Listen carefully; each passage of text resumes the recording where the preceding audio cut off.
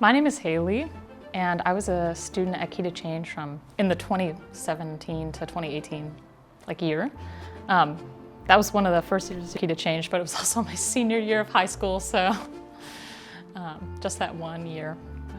I played in 5th grade, that's when I started, at my school orchestra. My mom also played violin, so she noticed that I was really enjoying it. So I had lessons, and then eventually my original teacher thought maybe I should go study somewhere or with someone that could help me get ready to take a college audition, because she didn't feel comfortable preparing me for that. The whole college audition process was like one huge challenge. I had no idea how much work that was gonna be.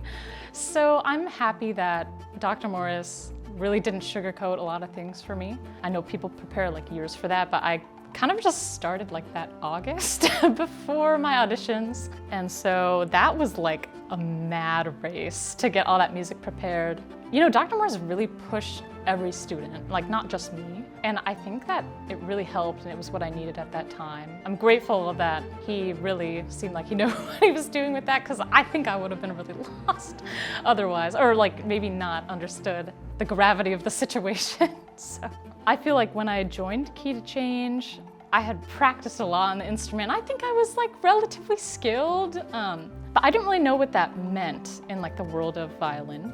When Dr. Morris would invite the people to give master classes, or I would go see the Seattle Symphony, having learned what I learned, I realized that there's so much further that I can go.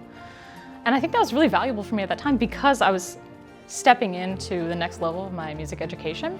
I feel like every musician is a little bit crippled by how they view themselves. But I feel like I also realized that no matter where I'm at, I can make a difference.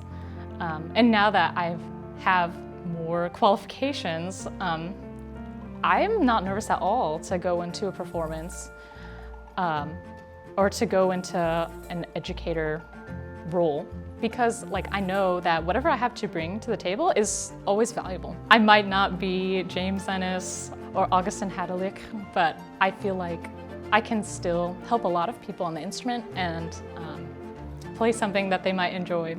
I mean, when I started the violin, I had no idea that I would take it and run with it. But I think that if you want to be a music performer or educator, the best thing that you can do is just take every opportunity that you can. So of course, coming to Key to Change would be a great first step. There's so many opportunities for you to get better on the instrument. And I also think through being a student, you learn how to teach, inevitably, because you're being taught. And so I think any time that you have an opportunity to learn is a valuable experience to prepare you as an educator.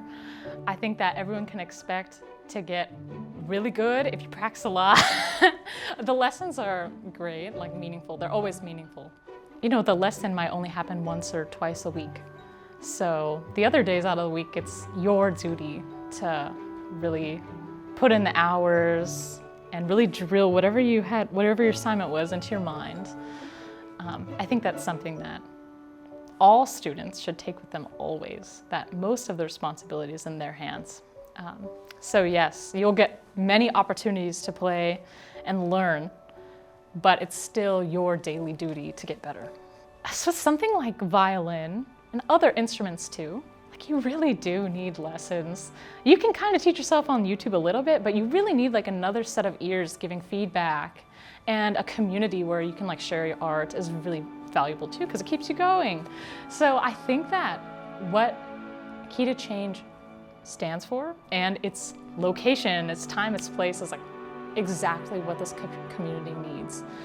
And I'm so happy when I see the kids play or hear them on the radio, because I couldn't have even dreamed of doing something like that when I was in 5th grade in orchestra, but I feel like it doesn't just open a door for the students, it opens pretty much every door for the students.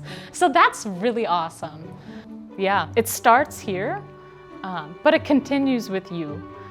And it's always your choice to pick up the instrument every day and to say yes to the opportunities. So as long as you keep making choices that benefit your playing and through the playing, your character, you're gonna get better. You're gonna get really good really fast. And even on the day-to-day basis, if you're like frustrated a little bit, in like 3 years, you're probably gonna be playing something like 10 times as hard.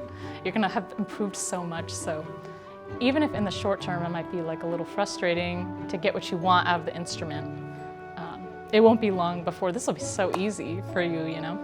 I do just really hope that the program keeps doing what it's currently doing, because they're reaching more and more kids like every season. And I think that, you know, it's not just gonna be that student who comes into the studio that's inspired. It's gonna be their little cousin or their best friend who used to play violin but quit a couple years ago but is thinking about taking it up again. And it's gonna be their grandma who pulls out old Isaac Stern recordings. I used to listen to this.